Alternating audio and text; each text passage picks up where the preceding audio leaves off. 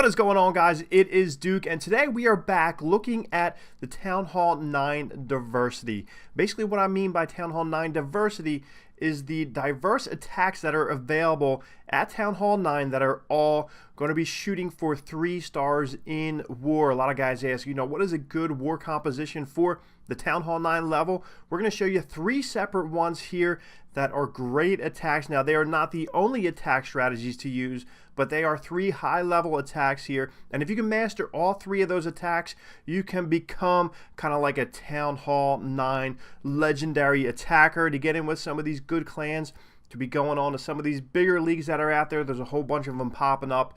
They are fun, they're exciting, they're tough, but also you want to get your diverse attacks going on. This way, when you look at a base here, you can really decide how you want to hit it, where you want to hit it from, what you want to use. But we're going to go ahead and jump in. The first one we're going to look at is a Witch Slap. I'm over here with the boys in Clash United. They just finished up with a win against the Rated, another great clan that's out there. So really what you want to look at is the base. How is the base set up? A base like this is not as symmetrical as you would normally see for a Witch Slap raid here, but he really wants to come in on both sides. What you always want to do is bring in 2 healers for each set of witches. So you spread them out on the sides, and then your kill squad's going to go right down the middle. And this one consists of your heroes, which the king kind of went south, but your queen went into the middle. That's really what you want to look for. And your heroes. So you're always making sure you get a good funnel right off the bat. Funnel is key because you want those bowlers going right down into the center. And enough of those bowlers went right in and they raised the bowlers up. I know I always talk about it, but you want to raise your bowlers up right when they get into the base, because they will cause a ton of splash damage.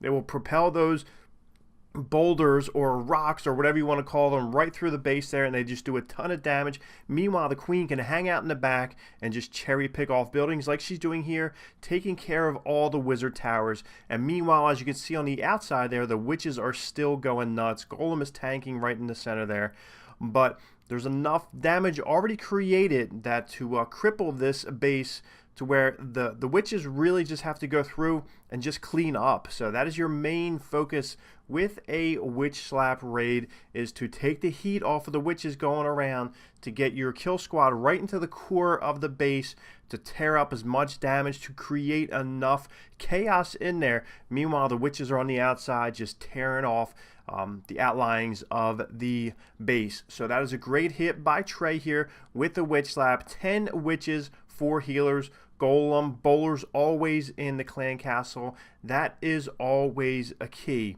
Next one we're going to look at here is a shattered LaLoon hit. By saying shatter, we're talking about 2 golems. 2 golems make up your shattered hit. So what you want to do with your LaLoonian strategy, whether you're using 1, 2, 3 golems, is seeing where you can take out those air defenses. So the boss, he goes in and he pinpoints those 2 bottom air defenses.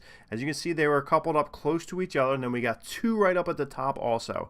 So what he's going to look to do is take out those 2 air defenses, creating a nice funnel with those wizards hanging out behind the golems. Then he's just going to jump right into those compartments. Out comes the clan castle. He has the poison right on top of them just to slow them down, get them out of the picture. 1 air defense down. The second one is about to go bye-bye.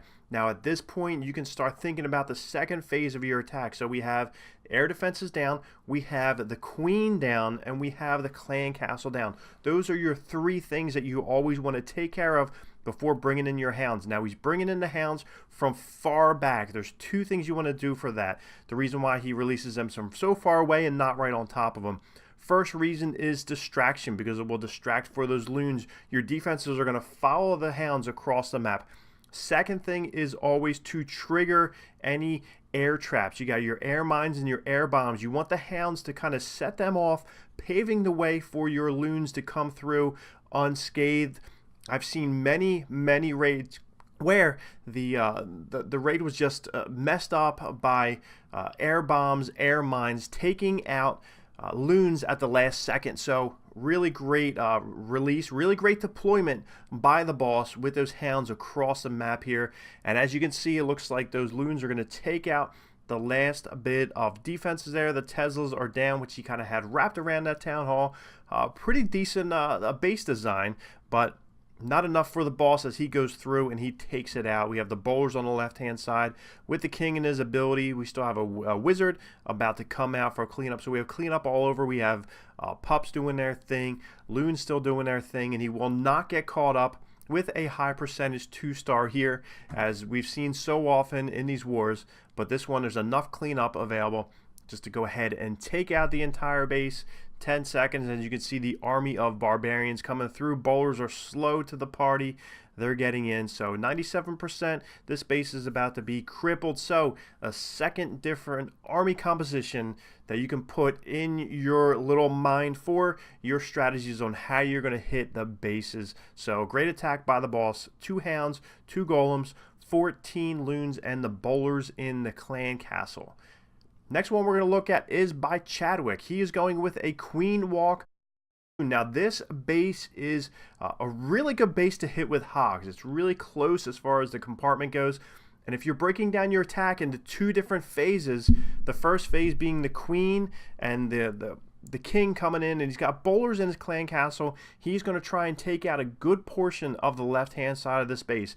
As you can see, he dropped 2 poisons for that clan castle. They couldn't even get out. He already took them down. Funnel is created. Everything is going to go right in at the heroes and the town hall. As you can see, the bowlers are going to come through. He's got the rage spell or the ability popping off. He has 2 heals for the hogs that are going to come through, and you can see right now kind of foreshadowing where he is looking to deploy the hogs. He's going to come from 12 o'clock all the way right down to 3 o'clock. We can see that right now. Jump spell going through. This kill squad is just destroying this base, and now it is time to bring out the hogs. They're going to come basically from the top side all the way down through 3 o'clock, which is going to be easy piece of cake, dropping down to 1 heal spell. And as you can see, if you can path those hogs, the second heal spell will go down right above that expo.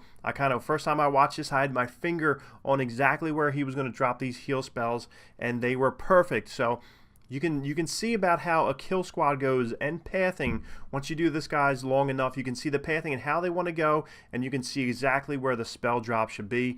And if everything's going according to plan, it'll turn into a 3-star. So, like I said before, Town Hall 9s are so important, especially at the CWL level. Those kind of wars where you have a few Town Hall 11s, a handful of Town Hall 10s, and the rest are Town Hall 9s.